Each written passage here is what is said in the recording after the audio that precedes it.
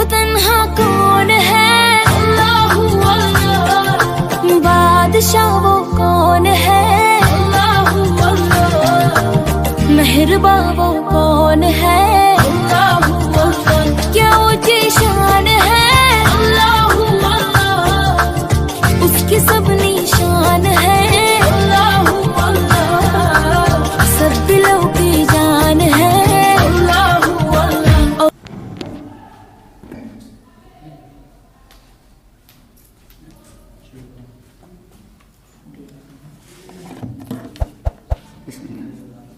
نحمدہ ونصلی علی رسولہ الکریم، اما بعد. آج میرا موضوع مقالہ حضرت مولانا ابو الحسن علی حسنی ندوی صاحب کی کتاب مارکہ ایمان و مادیت ہے.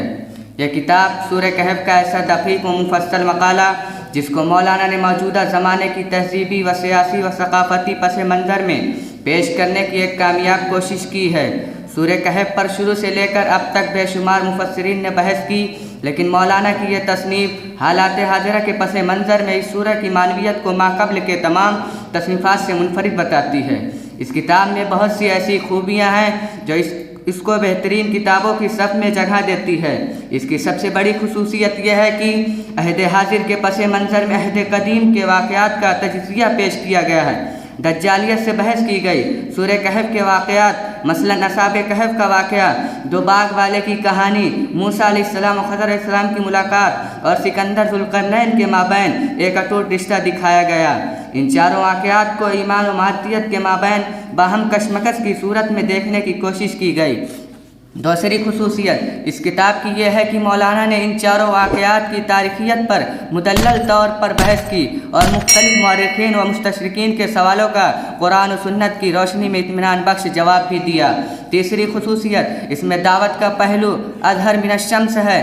چوتھی خصوصیت مولانا معجزات کو طلسمات کے انداز میں نہ بیان کر کے کتاب کو قابل فہم بنا دیا ہے اور تمام قسم کے شذوذ و علل سے پاک ہے.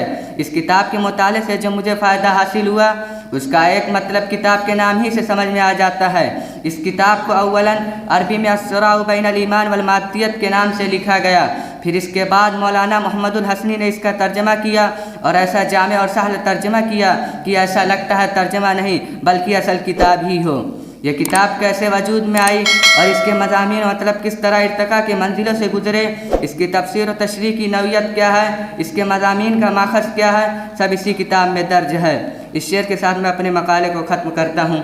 ہم تو رخصت ہوئے اوروں نے سنبھالی دنیا، ہم تو رخصت ہوئے اوروں نے سنبھالی دنیا، پھر نہ کہنا ہوئی توحید سے خالی دنیا. وآخر دعوانا الحمدللہ.